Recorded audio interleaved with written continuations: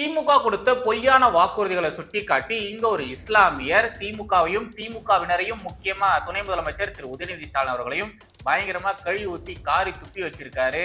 அவன் இவன் தத்திலாம் வர சொல்லியிருக்காரு. அது பற்றி பார்க்கலாம்.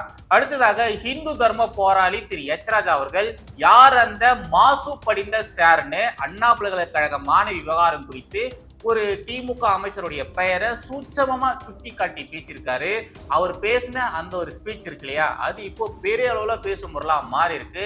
அதெல்லாம் பார்த்த இந்த கொத்தடிமை கோஷ்டிகள் பயங்கரமா கத்தி கதறி கூச்சல் போட்டுட்டு வந்துட்டு இருக்கானுங்க. அது என்ன மேட்ரு அப்படிங்கிறதையும் பார்த்துடலாம். கடைசியாக சில முக்கியமான துணுக்கு செய்திகள் இருக்கு, அதை பார்த்துட்டு இந்த வழியை முடிச்சா சொல்லுவாங்க. கண்டென்ட்டுக்குள்ள போயிடலாம். எப்பொழுதும் எதிராசன் வடிவழகு என் இதயத்தொழுதால் இல்லை எனக்கெதிர் இல்லை எனக்கெதிர் இல்லை எனக்கெதிரே ஸ்ரீமதே ராமானுஜாய நமஹா. எனதர்ம தேசியவாதிகள் அனைவருக்கும் வணக்கம். அதாவது இந்திய கலாச்சாரம், இந்திய சமுதாயம் எடுத்துக்கணும். இந்திய சமுதாயத்தில் வந்து ரெண்டு கலந்துருக்குது. ஒன்று கலாச்சாரம், இன்னொன்று தெய்வ வழிபாடு. சரி, நம்ம என்ன செய்வோம்னா அந்த தெய்வ வழிபாடை நகர்த்திடுவோம். கலாச்சாரத்தை ஏன் நகர்த்தணும்? கலாச்சாரம் பிடிச்சிக்கோ. எங்கெங்கெல்லாம் தெய்வ வழிபாடு சம்மந்தப்படுதோ அதை நீக்கிடணும். அதை நீக்கிட்டு கலாச்சாரத்தை எடுத்துக்கலாம்ல. இப்போ உதாரணத்துக்கு பொங்கல். பொங்கல் வந்து ஹார்வெஸ்ட் ஃபெஸ்டிவல். ஆமாம் இல்லையா? அப்போ ஹார்வெஸ்ட் ஃபெஸ்டிவலில் வந்து நான் படித்தேன். சூரிய அவங்க வந்து அந்த இந்துக்கள் வந்து சூரிய பகவானுக்கு வந்து படையெல்லாம் வச்சுட்டு சூரிய பகவான் நன்றி சொல்லுவாங்கன்னு. சரி, அதை நீ நீக்கிடு. அதை நம்ம நீக்கிட்டு ஹார்வெஸ்ட் ஃபெஸ்டிவல் தானே, பொங்கல் செஞ்சு சாப்பிடலாம்ல. சரியா தப்பா? சரி. அதான் இது வந்து நம்ம கலாச்சாரம்ல. கலாச்சாரத்தை ஏன் நீ தூக்கி போடுற? எனக்கு போர் அடிக்கும் போதெல்லாம் இந்த ஏஞ்சல் டிவி, ஆசீர்வாதம் டிவின்னு சொல்லிட்டுலாம் இருக்கு இல்லையா, இதை மாதிரியான சேனல்ஸ் தான் பார்ப்பேன். இவனுங்க புத்திய மத வெறி பிடிச்ச இவனுடைய புத்தியை நீங்க புரிஞ்சுக்கணும்னா இவனுங்க சேனலை பாருங்க போதும். அவனுங்க சேனல் பார்த்தாலே உங்களால ஈஸியா புரிஞ்சுக்க முடியும். இயேசு கிறிஸ்தவர்களை குறித்து பேச வேண்டியது, மக்களுக்கு சொல்ல வேண்டியது எவ்வளவு நல்ல விஷயங்கள் இருக்கு. ஆனா அதை பத்திலாம் இவனுங்க சேனல்கள்ல பெருசா பேசவே மாட்டானுங்க. இந்த வைத்தறிச்சல் பிடிச்ச சொந்தக்காரனுங்க நாம நல்லா இருக்கிறத பார்த்துட்டு அவனுங்க அவன் வீட்டுக்குள்ள போயிட்டு பயங்கரமா கரைச்சி கொட்டுவானுங்கல்ல. அத மாதிரி தான் இவனுங்களும் நம்மளுடைய ஹிந்து மதத்தை பயங்கரமா திட்டிட்டு இருப்பானுங்க. ஹிந்து மதத்தை சாத்தான் மதம்னு சொல்லுவானுங்க. ஹிந்து கடவுள்களை பேய் பிசாசுன்னு சொல்லுவானுங்க. நம்ம கோவில்களை சாத்தான்கள் இருப்பிடம்னு சொல்லுவானுங்க. எப்ப பார்த்தாலும் நம்மளையே நோண்டிட்டு இருப்பானுங்க. இந்த கிறிஸ்துவ மதம் இருக்கு இல்லையா, இது நம்ம பாரதத்துக்கு வந்தேரி மதம் தானே. இவனுங்களுக்குன்னு ஒரு கலாச்சாரம் இருக்கும் தானே, கல்ச்சர் இருக்கும் தானே. அந்த கல்ச்சரை, அந்த கலாச்சாரத்தை இவனுங்க ஃபாலோ பண்றானுங்களா? இல்ல. நம்மளுடைய ஹிந்து மதத்துல இருக்கக்கூடிய கலாச்சாரங்களை திருடுவானுங்களாம். அந்த கலாச்சாரத்துல இறை நம்பிக்கை குறித்தான விஷயங்கள் இருந்ததுன்னா, கடவுள் வழிபாடுகள் குறித்து ஏதாச்சும் விஷயங்கள் இருந்ததுன்னா அதை மட்டும் நீக்கிடுவானுங்களாம். இவனுங்க இது மாதிரியான விஷயங்களை நம்ம பாரத தேசத்துல மட்டும் கிடையாதுங்க, உலக நாடுகள், பல உலக நாடுகள்ல இத மாதிரிதான் பண்ணி வச்சிருக்கானுங்க. ஒண்ணு இல்ல, நீங்க ஜீசஸோட போட்டோ இருக்கு இல்லையா, அந்த போட்டோவை கொஞ்சம் கூகுள்ல சர்ச் பண்ணி பாருங்களேன். ஒவ்வொரு நாட்டினுடைய பெயரை போட்டு அந்த நாட்டுல ஜீசஸ் எப்படி இருப்பாரு அப்படின்றத கொஞ்சம் சர்ச் பண்ணி பாருங்களேன். ஒவ்வொரு நாட்டிலையும் நம்முடைய ஜீசஸ் ஒவ்வொரு மாதிரி இருப்பாரு. இவர் சொன்னார் இல்லையா, கலாச்சாரத்தை நாம எடுத்துக்கலாம், அதுல இறை வழிபாடு இருந்ததுன்னா அதை மட்டும் நீக்கிக்கலான்னுட்டு. அத மாதிரிதான் பல இடங்கள்ல, பல உலக நாடுகள்ல இவங்க பண்ணியிருக்காங்க. நம்ம நாட்டிலேயே கூட பாத்தீங்கன்னா இந்த துவைஸ் கம்பம்லாம் சர்ச்ல இருக்கும். துவைஸ் கம்பத்துக்கும் சர்ச்சுக்கும் என்னங்க சம்பந்தம்? அத்திவரதர் வந்ததுன்னா அதே மாதிரி அத்தி இயேசுவை கொண்டு வந்துடுறாங்க. காமாட்சி அம்மன் விளக்கு இருக்கு இல்லையா, அதே மாதிரி மேரி மாதா விளக்கு எல்லாம் எடுத்துன்னு வராங்க. அப்புறம் நம்ம வீட்டுல இந்த தகுடு எல்லாம் வைப்போம் பாருங்க, இந்த ஸ்வஸ்திக் எல்லாம் போட்டு தகுடு எல்லாம் இருக்கும் இல்லையா, இந்த சக்கரம் எல்லாம் போட்டிருப்பாங்க. ஒரு சில வீடுகளை நீங்க பார்த்திருப்பீங்க. அத மாதிரி எல்லாம் கிறிஸ்தவர்களும் பண்றாங்க.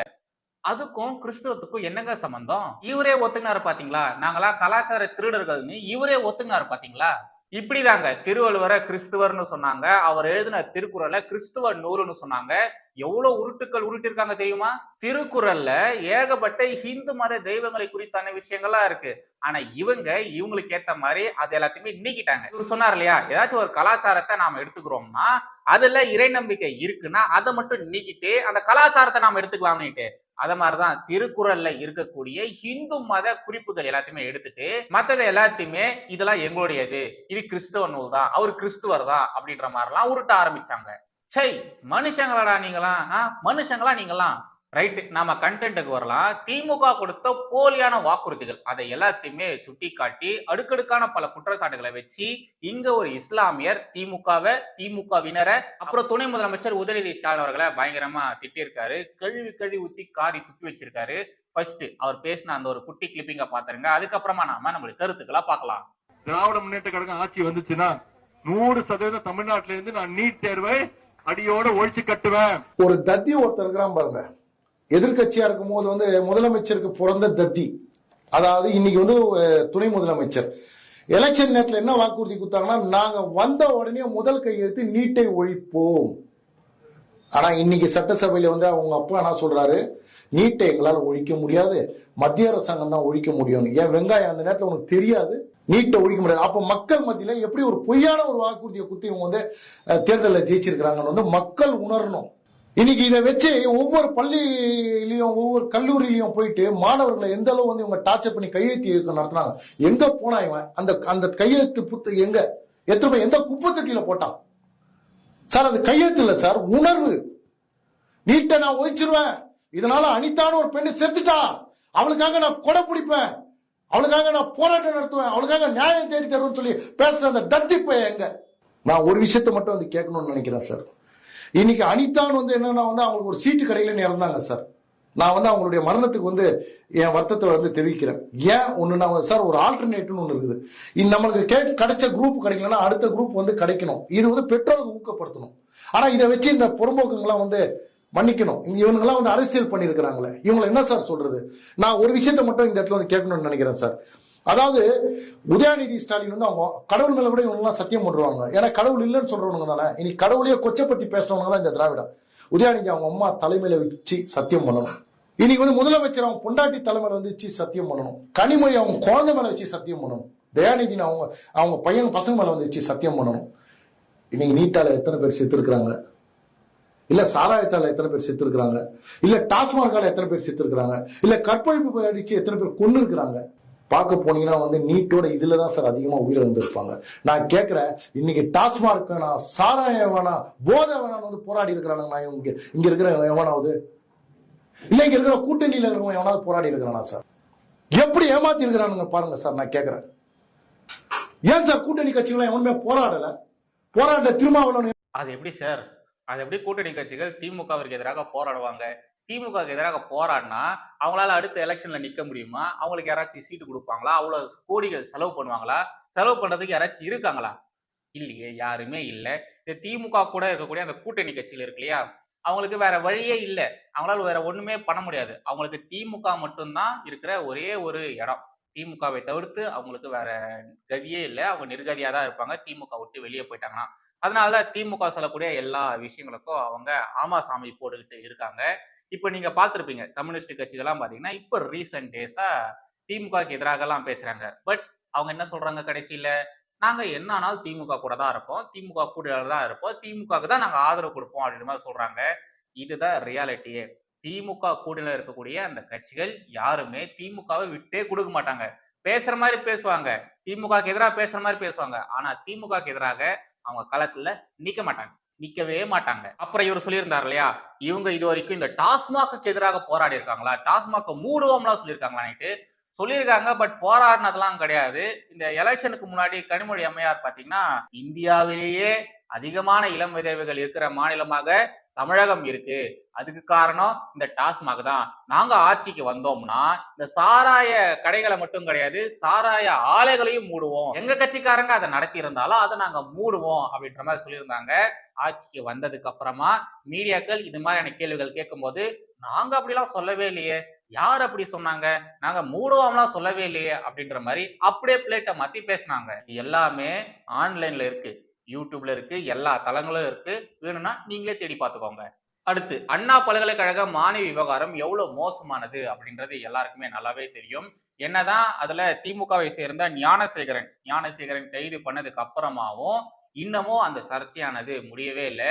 ஏன்னா அந்த பாதிக்கப்பட்ட மாணவி இருக்காங்க இல்லையா, அவங்க ஸ்டேட்மெண்ட்ல அந்த ஞானசேகரன் மீது மட்டும் அவங்க குற்றச்சாட்டு வைக்கல. அவன் இன்னொருத்தன் கூட போன்ல பேசியிருக்கான், சார்னு சொல்லி ஒருத்தன் கூட பேசியிருக்கான் அப்படின்ற மாதிரி அந்த மாணவி ஸ்டேட்மெண்ட்ல சொல்லியிருக்காங்க. உடனே எல்லாருமே யார் அந்த சார் அப்படின்ற ஒரு கேள்வியை கேட்க ஆரம்பிச்சாங்க.